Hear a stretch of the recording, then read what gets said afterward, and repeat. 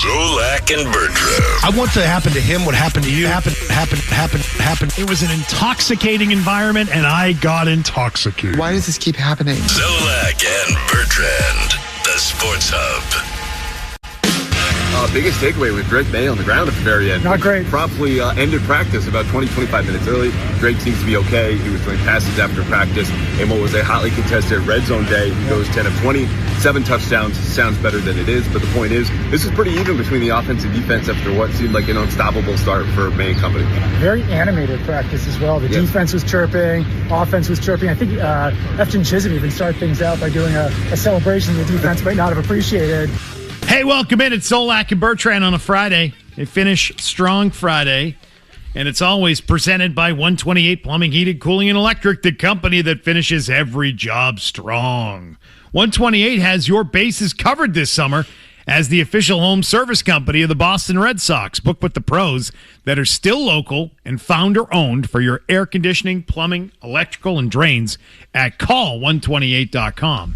And go Sox. Hi, Zo. Hi, go Sox. You know what 28's like? They're like the Sox. They're like tough utility guys that fix things and get in there. And, the multi-faceted tool. They can do everything. Just like your catcher, your second baseman, your first baseman. Keep going, right? How's your Friday? Good. Yours? Well, we're a grinder. We're here. We're working. Yeah. Parking lot's rather empty today, isn't it? Oh, yeah, good your day choice to of spots, man. it. Yeah. Like, you remember when was it yesterday or the day before they were changing lights? Yesterday. Close on the reps. Yeah. They should do it today. I think they were doing some work in there today. Okay. There are a couple of guys over in the corner working. Nice. I think you missed them. Okay. You know why the blue shirt guys. You know why you missed them? Because you didn't need to really drive around the parking lot because you got a spot right at the door. It's unbelievable. No notes on T-Bone's windshield today. No. You have your choice of an entire floor in there today is what you have. Okay, let's get into it. Drake Maye gets knocked on his ass at the end of practice yesterday, and that is what ended the practice. It ended it early.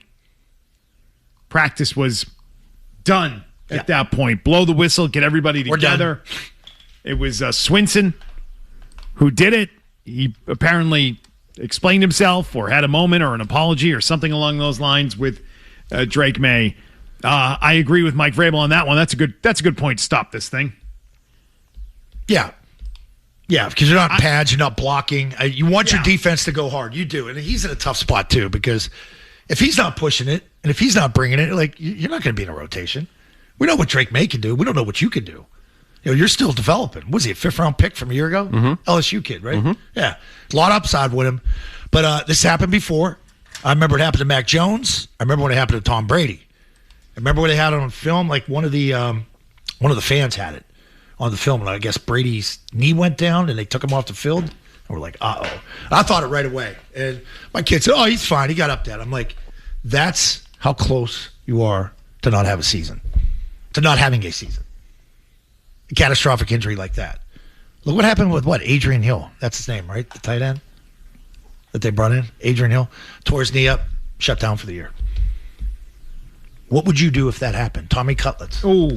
Yeah. Oh. I mean, Tommy Cutlets, good kid. But not same offense. Do you think their backup quarterback situation is good enough?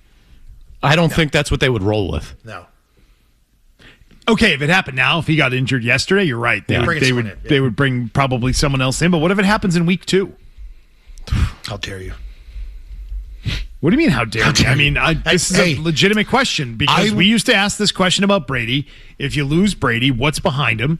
Do they have enough to get by for either a few weeks or, in worst case scenario, a season?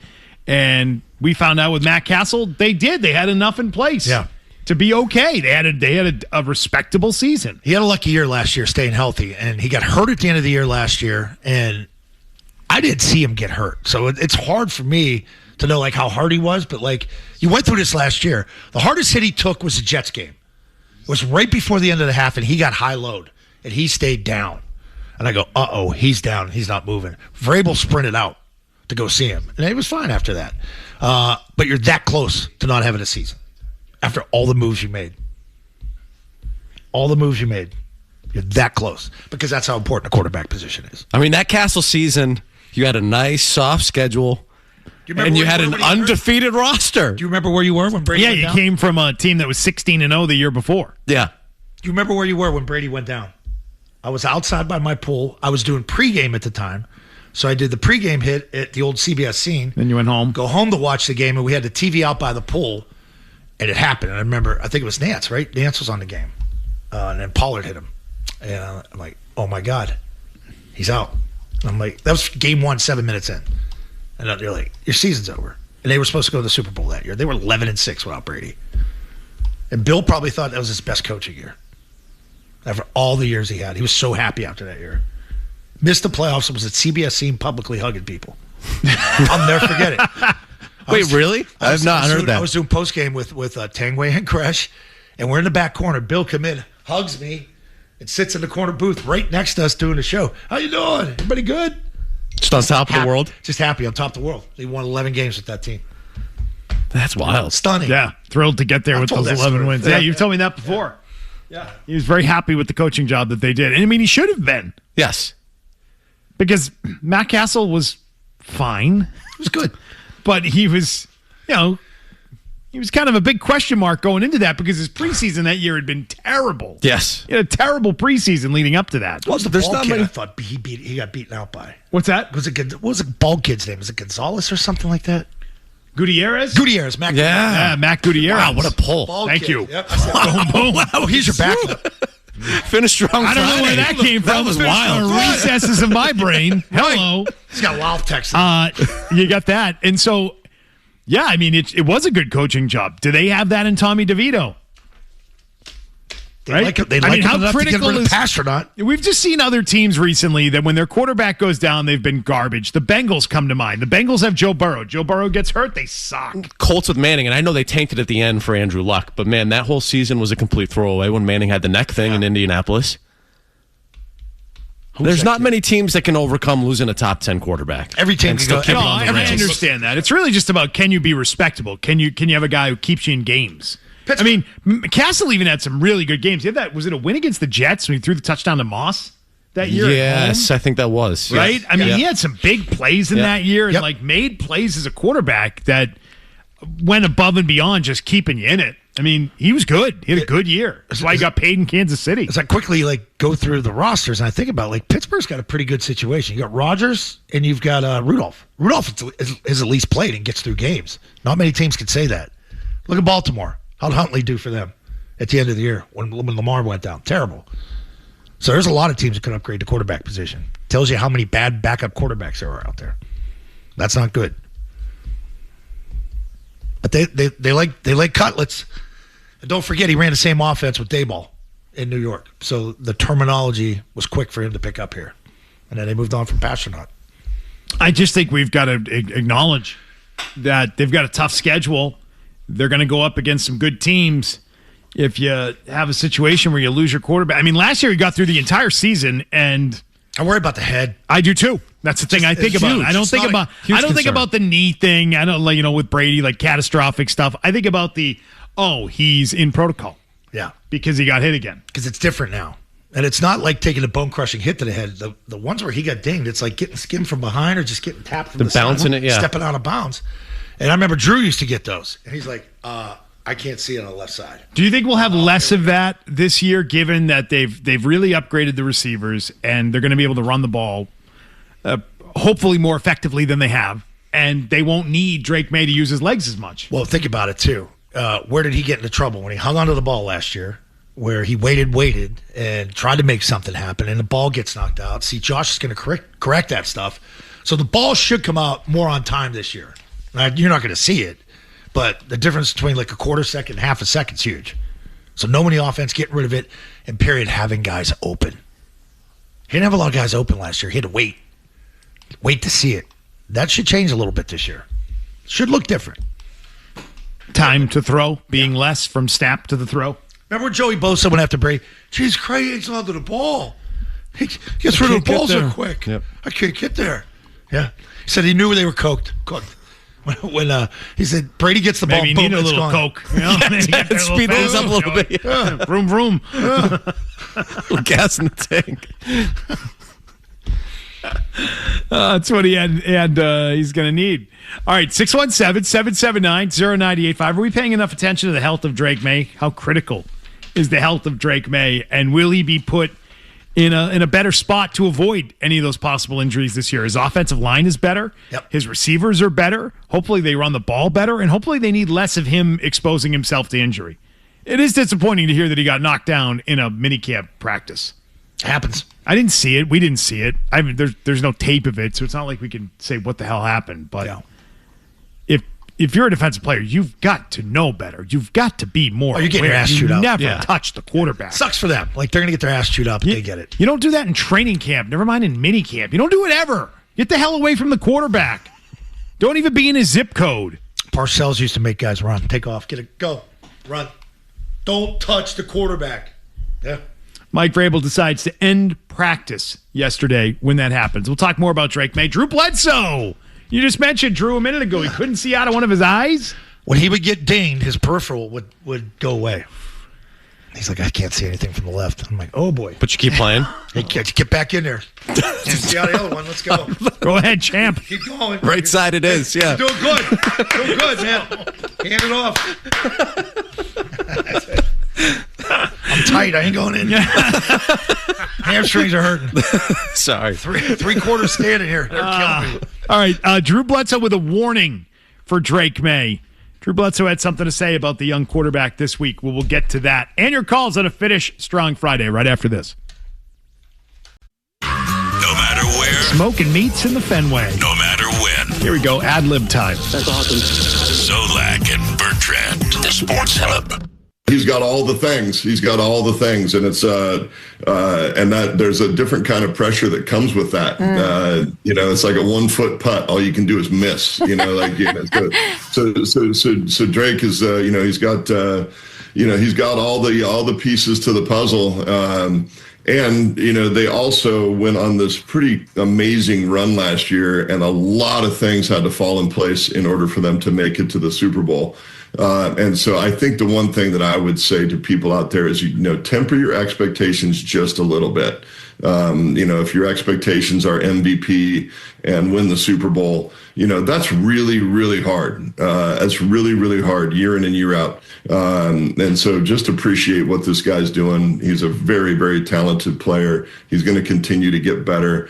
Let's pull back and just appreciate who the guy is, without necessarily putting, the world's craziest expectations on him going into this next season. Former Patriots quarterback, Patriot great, Drew Bledsoe, saying this year is like a 1 foot putt. All you can do is miss. That it's hard. That the expectations are obviously a lot more than what they were a year ago going into the 2025 season. For 2026, there are expectations of Drake Maye doing the exact same thing. He had his own hole-in-one at his own tournament this week. Did he? Yep. He said, is it bad when you're closest to the pin is a 0.0? It said double back wine. They had all the measurements for the other three guys, and his was 0. Hole-in-one. Wow. A dick. Does everything good. Does everything good. Oh, well, he's trying to temper everyone's expectations here in New England as well. I get it. Saying just appreciate Drake Maye for how good he is and what he's doing, and he's only going to get better. I don't think that people are going to listen to that. I think people are expecting him to have another great year. I don't know about the winning the Super Bowl part, but I think his performance and what he's capable of, those expectations are not going away. Yeah, and it hasn't been good since Tom. Now you got the guy. People taste it. Like, you want more. Like, you saw the year he had last year. He was the runner-up by 1 vote for the MVP, and he's got better people around him. Like I said, look at the huddle. How am I supposed to look at that huddle with a different line and those weapons that he has and not, wow, this is going to be exciting. This is going to be good. They're going to score 30 a game, 32. You're not sitting there saying going in, oh, they're a 21-point team. They're in the low 30s. They should be a low 30 type team. Like, Brady at the end was what, 34? They were averaging 33, 34 points a game, I think, late in his career. And that was automatic. You haven't had that since Tom. This guy gives you hope. Gives you a lot of hope. We haven't really talked about that. What? You're coming off a Super Bowl loss, generally that next year is pretty brutal for you. Yeah. I mean, you usually go off the rails a little bit. It's hard to climb that mountain again. Like 2018 for the Bats was a huge outlier. The fact that they got back and they won it coming off of that Eagles loss. More often than not, you're not back in the playoffs or you have a really disappointing year. But I do think this team is different because it was so unexpected last year and you're still building. I feel like a lot of times when you get to the Super Bowl, you've been building for that moment, whether it's the Falcons, go down the list for teams that have been there before and then completely fallen apart. When you get that close and you don't follow through, there's a level of disappointment where this offseason, it still feels like you're continuing to build the program. So, yes, you're coming off of a tough loss last year in the Super Bowl, but it does feel different than a typical team that loses in the Super Bowl. I don't understand how you can't have bigger expectations. You look at the Pats in 2006, where he really didn't have much. It was, the Riche Caldwell year? And they lose the AFC title game in Indy where you had a big lead in it, and he loaded up the next year. Because you're there, you're close. What do we got to do to get over the top? I think that's what they try to do here. They know they had to get guys that can at least give Drake a chance to get open. Every time he threw the ball last year, it's like play of the week. It's got to be so damn accurate. Like even look at the throw to Kyle Williams in that Tampa game. That's a tough throw, moving to his right, and Kyle's coming on that drag from left to right, and the guy's underneath him. And he had to put it right over top of his hands. He catches it in stride. He got to throw that. He doesn't throw that in stride. He's a scorer. Like that's your difference in scoring points. And he's got to be good at it. That's why they're working with AJ and all that back shoulder stuff, because they got to score in the red zone. Can't get down there and kick field goals with this team. 617-779-0985, the phone number. John is in Brockton today. Johnny. Yes, sir. What's up? I don't know if I'm the first, but I'm getting pessimistic about these posts that they're putting out there. What Zoe said with the back end corner catches that they have of A.J. Brown. Gonzalez is an end, so we're not seeing A.J. Brown going up against legitimate cornerback potential, safety, whoever it is that's out there. Getting these catches. Yeah. I wouldn't get too caught up in string wide receivers, and it's like, who are we going to? Are we going to see good when Gonzalez goes out there? Show, we'll see something good out there eventually, but right now it's just propaganda. Okay. His phone was breaking up nonstop there. Is he saying the shots of Brown catching footballs in practice and the excitement level of those catches in a mini camp practice where he's not actually being covered are propaganda? I think that was his take, that he's a little tired of those. Yeah. That's what every team does. Remember Miami when they first got Tyreek Hill and they showed that wobbly bomb by Tua and he stopped to catch it? Yeah. With no coverage, but wow.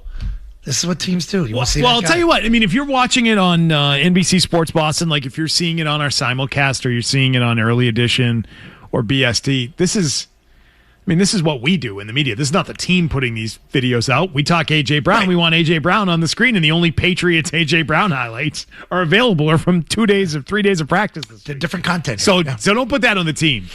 I don't sense that people are getting overly excited about it either. About this. We still got camp. This isn't real. Got mini camp. This is nothing. This is passing camp. They just throw it around. They throw the ball. They catch the ball. Right. That's it. Just be happy he's here. It is what it is. No, he's not actually being covered. He's right about that. They're not even full speed. They're like 60, 70% speed. Like speed walkthrough. That's the tempo they're trying to hit down there. Talked to two people. They said, but when you watch him, you see the difference. Remember when Diggs first got here and they're doing those little drills? Yeah. And it's just the feet, how quick the feet are and the cutting and the specifics of it. AJ's the same. He said it stands out, really stands out. And Dobbs didn't seem like he was there at that level, but yesterday was the first day, I guess he popped a little bit. Going against it. Again, in a speed walkthrough. I get it. I'm just telling you. Speed walkthrough. Yeah. Not a real first day, Dobbs looked really good. Speed walkthrough. It's not real. But see, that's having Brown there. It's going to take some of that pressure away from Dobbs. Now he could go play. Now that you don't have the stress of, I'm the one. But we got to design it where Dobbs is the one. No, AJ's the one. We all know that. Long way to go, bud. Long way to go. Yeah, a lot of time. A lot of time before we get to the season. So I'm not getting too excited about that at the moment. I understand his point. Nico's in Burlington. Hi, Nico. Hey, boys. Listen. A.J. Brown, it's a beautiful situation. I've had a lot of guys come in my shop and say, I don't know about the knee, the first-round pick. Listen, Denver gave up a first-round for Jalen Waddle. I'm taking A.J. Brown over Jalen Waddle, okay? He's going to be great. He's going to make the guys around him better. It's going to be fine, and now nobody can say we didn't get Drake a guy. he's the real deal. So I'm excited. I can't wait to see him spin. Thanks, guys. Spin? Or spend? No, I think he said spin. Spin? Yeah. Can't wait to see him spin. Yep. All right. Maybe he's talking yards after catch. Burst. Brown is a good yak guy, I know. That's what they didn't have last year. Right. You think about it, it's Kyle Williams. No, you're right. Last year there was catch, down, catch, tackle. Great catches, Brown is though. a guy who picks up a lot of yards after the catch. You think about it, like Hollins, every great catch he had, boom, he's going down. Same thing with Diggs. I should rephrase that. I don't know if it's a lot of yards. It's yards after contact that he's able to pick up. I call it yards after catch. No, but I mean, they're two different things. I know. A guy who picks up 8 yards after being touched is different than the guy who's just a burner and could pick up 20 more yards because someone's trying to catch I think him. that's a better stat for running back. Like your running back, like Ramondre, when he's going and he gets in the secondary and he has contact, you'll run the contact and run through it. That's a good stat for them. Receivers, Well, Ramondre's been otherworldly at times at doing that. Favorite guy on the team. Caught behind the line of scrimmage for a loss of 4, and then he somehow picks up 2. And it's like, yeah, but that's a ridiculous 6-yard run he just had to put forward. Some of his best runs are like 2-yard runs. Yeah. And Bob and I are like, how did he get anything on that? Yeah. Dead to rights in the back. But then it goes down as a 2-yard run, and you're like, that doesn't feel fair. Yeah. No, Does it's not it? fair. No, it isn't. Now we'll get a check of the headlines here with Tim McCone last night on Early Edition. We got this or that today? No, it's Friday. Damn. Today is Friday. Last night on Early Edition, Phil Perry and I yelled at each other for a bit. That was fun. Did you catch any of that? Yeah, you got a nice jacket. I did. I was like that jacket? You like that jacket? Yeah. That was good. Sam goes, whoa, look at his clothes. I'm like, yeah, he's jazzing it up. I've only owned that jacket for like 2 years. Yes, I jazzed it up 2 years ago when I bought that she jacket. doesn't watch it every day. Nor do I. And Phil and I yelled at each other about Christian Gonzalez, about paying Christian Gonzalez. Oh. Yeah. I'm still not quite sure. I should ask Phil if his Christian Gonzalez thing was an opinion or reporting, because I think it might be reporting that I was yelling at him about. I got to hear it. Yeah. It was fun, though. We had a lot of fun with it. That is on the way. We'll tell you about it because he's got a theory, and I hope it's not true. Oh, boy. That's all I have to say. His theory, I hope it is not something that's really being considered in Foxborough. We'll get to it next. We're back with more Zolak and Bertrand. I mean, those are the things I'm working on with third graders. On the Sports Hub. I can't help but wonder, Beetle, if he has another 1,400-yard season the way he did a few years ago in Philadelphia, is he not going to want a new deal this offseason? And if that's the case, if you're the Patriots, should you not be building in some space financially? And are you second-guessing whether or not you should be signing somebody like Christian Gonzalez? If they are letting that creep into their thinking on signing Christian Gonzalez this offseason, they are a stupid football team. That is stupid. But if you believe in the player and he's a part of your plans and you are letting a guy who's about to enter his 30s, right? Yep. And his potential desire for a new contract when he's under contract for years to come get in the way of you signing a guy who's going into his 4th year in the league, that is silly. If A.J. Brown has a 1,400-yard season, you're going to say, let's get this guy done however you can. No, because you're going to look at the deal for Christian Gonzalez, and if Christian Gonzalez misses 4 games with a hamstring, you're going to say, why did they pay that guy? Because they should be paying the receiver, which is the more important position. Don't let them off the hook like that. They'll have the money. The caps are soaring. There's going to be more money to spend than ever in this league. And you think they'll do it? And you think they'll do it? I'm not the one letting them off the hook the way you are right now. They may not have the money. I'm living in the real world. The money. I've so followed football. Hold them to a higher standard. Owners have budgets. Hold them to a higher standard. You want them to spend in a way that with some of the most expensive tickets in the league, they should spend their money. Woohoo! That was the shortened up, edited version. Did you guys plan that? No. You take one way, I'll do the other? No. Oh, we had to edit out the punches and the swears. There are no swears in there. He kept it clean for a PG audience. He is saying that A.J. Brown's future may be creeping into their thinking as it relates to signing Christian Gonzalez to a new deal. That blows my mind. I'm with you. You're not building your football team the right way. He is a cornerstone. Like, you need the big-time receiver. I get that. I love that. Yeah. You have both of them right now. They're two totally different things. Quarterback's on low money. You can pad the Gonzalez stats right now, or excuse me, the Gonzalez contract. So So they said, what was the number they referenced with AJ? Go back to when he had 1,400 yards. Say he has, 8 touchdowns? Yeah. Stephon Diggs a year ago had 85 catches, 1,013 yards, and 4 touchdowns.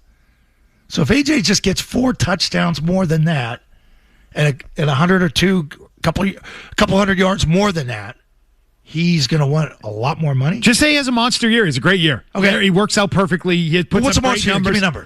Fine. I mean, 8 touchdowns and 1,400 yards. Okay, is that worth paying? What did they pay Diggs last year? 12, or he was more like 16, right? All right. So this year, he's going to make. AJ Brown is making $29 million this year. He'll make $21 million in 2027. His contract in 2028 calls for $32 million, and his contract in 2029 calls for $31 million to be paid out to him. That's a lot of money that he's under contract for 3 more years after this one. Yeah. So he might demand a new deal, right? Or a restructure or whatever it might be. But he'll be going into his year 30 season at that point. Should you be letting the possibility, the potential for A.J. Brown demanding a new deal next offseason get in the way of signing Christian Gonzalez this offseason? You would literally have to win the Super Bowl and he would be first team All-Pro. And had, like you said, a monster year, even 12 touchdowns. I don't think that's going to happen. You can't build your team that way. And so he got to the point of, well, who's a more important player to the team? A.J. Brown, a year of A.J. Brown, or a year of Christian Gonzalez? And I said, that's not a fair thing to ask. You can't even. Because it's not 1 year versus 1 year. It's the next 6 years of Christian Gonzalez versus another year of A.J. Brown. I would say that's what bad teams do. Thank you. When you structure your team and you say, we've got this phenomenal first-round pick that developed into one hell of a corner. He had a really good Super Bowl. Now, they did not win the Super Bowl. We all know that because we keep pumping its tires about the Super Bowl. But that's why you have to separate. You got to look at the individual performance. And if Brown plays that well, he's still getting paid. And they can always go, look at Diggs. Here's Diggs' numbers. Here's what he's making. You're making more than double. And you want more? We love you. We're glad you're here, but we're paying Drake next year. Got to get the Gonzalez deal done. Got to get that done before camp. Get the damn thing done before Seattle gets their guy done. Because then it's going to start getting a little, what are we doing here? I don't look at it that way. Or that money affects that money. But what if they look at it that way? And why should anyone... They're smart football people. My bigger point to him was, why should anyone be accepting of that?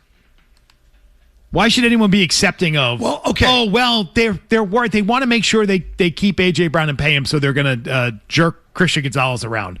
Because, there's only so much money and every team has a budget. Bull crap. I don't care about your budget, your internal budget. You've got the money to pay these guys. See, I wonder if Phil's hearing something there. Where there's something's been stalled here because I thought like a month or two ago they were pretty close on something.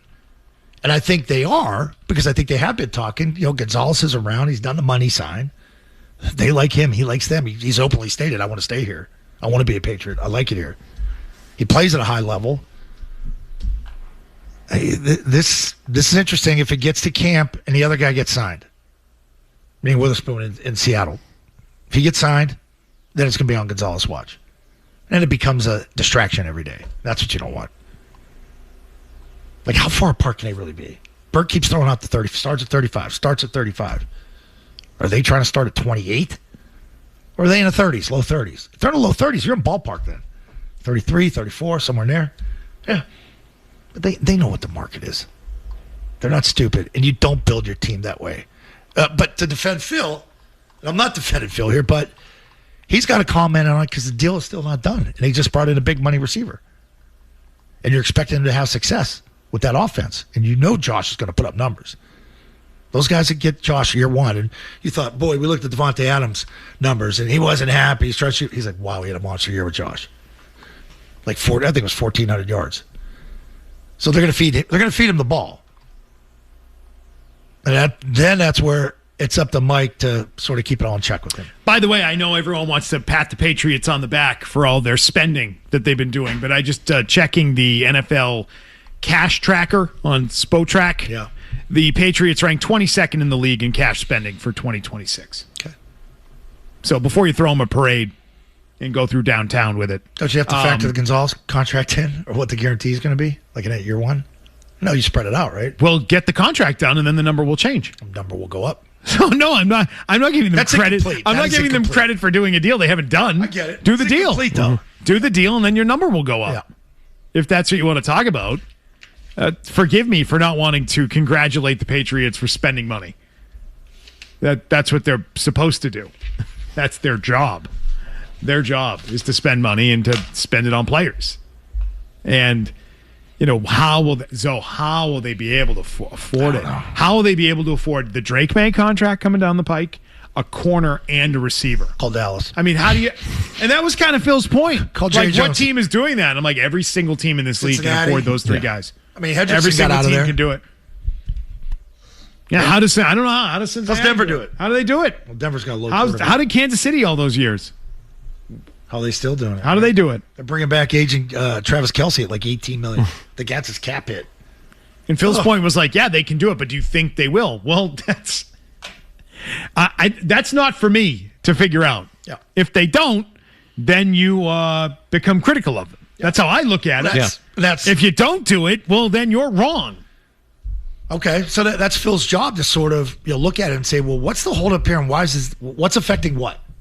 And I think that's the point he's trying to make with you. Like, anytime I hear Phil talk, I'm like, oh, he's hearing this somewhere. That's just me. That's how my mind works with Phil, because I'm like, oh, Phil's saying I thought he said last he's hearing week this from people. He did say that. Okay. Where he doesn't feel in his mind that it's close. I said that when we played that clip. I'm like, if that's his opinion, that means it's informed. It often is. Yeah, he's pretty good at that. Yeah. He checks it. I just throw it out there. So if that's true, we can't quite get the Gonzalez deal the way it should be done right now because we're worried about what A.J. Brown might ask for a year down the road. No. Then you don't bring that guy in. I would say, wow, you are reaching for excuses not to pay Christian Gonzalez. It's a good one, Phil. You're just reaching now. Yeah. We've got to protect the 30s of A.J. Brown. I wouldn't do that. And if A.J. Brown has this monster year, I certainly wouldn't be convinced that it would happen again the following year. Yeah. I don't know that I'd make that bet. I'd be like, all right, he can still play. That's great. I don't know if we could replicate that a second year in a row. The past performance will not be a good predictor of what's going to happen. Like, you don't know that. Once you get to a certain age, you get the knee thing, all of it. Let's hope for 2 good years. That's what I'm hoping agree with for. that. That's what I want. I agree with that. I hope that's the case. 2 good years would be awesome. How'd they honestly look at it going with Diggs? Was it really like, let's check it out, maybe one and done? I think that was a 1-year thing. Let's bridge this a little bit until we can figure out a longer-term plan. No, they gave up a lot more to get A.J. Brown, but I think they're expecting more. Definitely. I am. Definitely. And that's fair. You might give yourself a couple of shots over the next 2 seasons of being in a Super Bowl again. They're expecting Dobbs to do well. That's worth it. Paying him, too. I know it's not what AJ's getting, but it's pretty good damn money for a second wide receiver. Let's get more of your calls coming up on this Finish Strong Friday on Zolak and Bertrand. Zolak. I got a pillow over my head. Bertrand. Doesn't make it normal. The Sports Hub. We could sum it up in 2 words: instant impact. I mean, defenders are already mentioning that it looks like Drake Maye and A.J. Brown have a special connection going. I watched it with my own 2 eyes today. They're working in the red zone. No one's open. Drake Maye just sort of throws it into the back left corner of the end zone where A.J. Brown turns at the last minute and just snatches the ball out of the air. He credited his baseball background playing center field for making that type of play. And Dan, it's those type of plays that have everyone in New England buzzing, including Drake Maye. It's hard not to get excited. What a player he is, and just start off the bat. What a great teammate so far. He's eager to learn. He's great with the guys in the locker room, and we just look forward to playing with a guy of that caliber. And I know he's been a great player in this league. He's gone everywhere he's gone. He's been, a guy that you see on Sports Center the next day, making plays and scoring. That was Mike Reese. That was Drake Maye you heard there talking about the instant impact of A.J. Brown as the honeymoon period is certainly on for A.J. Brown here in New England. Oh, giddy. Yeah, everybody's happy. Everybody's baseball thrilled. Background. I did notice that A.J. Brown didn't really want to talk about that thing he wrote on the wall in Philadelphia yesterday. Yeah, I want to talk about that. He didn't want to talk about it. He didn't want to get into that. Right. Why? That's like Greg Olson. You don't want to talk about 7th Floor Crew, that rap song. I don't know that. Wait a second. I don't know. Are those 2 things the same thing? Yeah. I mean, that's kind of a reach. No? Is that a reach? Yeah, that's a reach. That's not a fair comp. Hey, Reese mentioned Dan there. Is that Moneybags Dan Roach he's talking Sure to? is, yeah. He's got a new advisor. Guy's on a heater. Crypto? So Dan Roach's Twitter got hacked. Yes. I'm joking here, folks. It got hacked by one of the cryptocurrency people. He's very upset. Yeah. That's how they got me. So if you see tweets from Dan Roach, they're obviously not from him. But he's got him and Pam in the pictures. His wife. That's crazy. That pissed him off. That was creepy. Yeah. So don't believe anything you see on his Twitter account for the time being. So he doesn't have the These tweets are crazy. He's not a money freak, huh? I'm so loaded now. Look at all my homes. I'm doing this for my hobby. Grateful for this crypto trading journey. Big thanks for the guidance and encouragement. God bless you. WPC doesn't need it. Wild. He's made $165,000 apparently in the last 24 hours in this crypto stuff. He's killing it. Money bags. Let's go to Jason. He's in Missouri today. Hi, Jason. Hey, guys. I guess I got a couple points on the Christian Gonzalez thing. Number one, I guess, what if it's less about the money for Christian Gonzalez and more about the player? I mean, does he come across as the type of guy that once he gets his bag is going to play through bumps and bruises and come back from injury quickly? Or does he seem like the type of guy that's going to milk it a little bit? Why? And number two, okay. Does it seem like the cornerback position over the last 5-ish years maybe has been devalued a little bit? It seems like a lot of the recent cornerback contracts, the large-scale ones, are regretted shortly thereafter, whether it's Ramsey or Gardner. I mean, for example, Zoe mentioned it a little bit ago. Gonzalez plays a near-perfect game in the Super Bowl. How much of an impact did it make?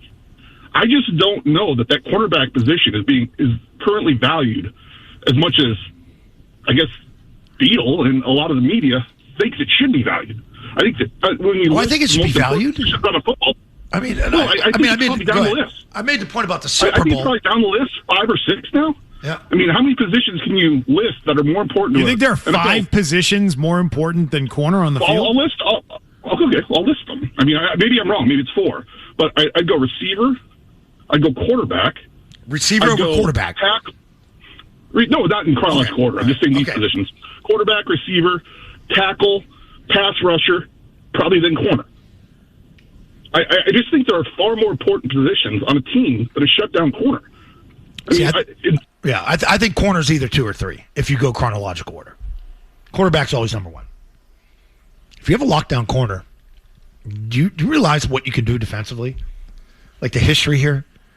And I'm not comparing him to these guys, but he's in the neighborhood. Ty Law, Darrelle Revis, Asante Samuel was pretty freaking good. They played man with him. They had guys that could cover. Keep going. Day 1 of free agency, they went and got Gilmore. How good was he here? Pretty freaking damn good. Now, Gonzalez with the injury, he obliterated his shoulder down at Dallas that week 4 game a couple of years ago. His rookie year, I think it was. That's a serious injury. Last year, soft tissue. Those are the ones that coaches get really, really annoyed with. I think the best corner in the league is always more valuable than the best receiver. Always. So if you want to say, who do you want to say that is? I think right now it might be Patrick Surtain. Okay. See, I didn't see him play a ton. He's really good. I saw Ramsey in his prime. Yeah, go with Surtain. Okay. If it's Patrick Surtain, and I have a choice between taking him and taking, name your guy. Is it Justin Jefferson? What about JSN? Or is it Jamar Chase or JSN? I take Surtain every time. I might take Jefferson. And try and get something comparable. Jefferson's a home run. I just think you cannot easily make up for guys who can't cover. You can't do it. You can make up for guys that are not elite receivers with great quarterbacks. Okay. So you're not great quarterbacks can make guys who are average to slightly above average receivers into a. We saw Tom Brady do it how many times? Okay. Yeah. So you can make up for that to me easier than you can guys who just plain can't cover. See, and I know that Bill had his years where he did his very best to scheme it up.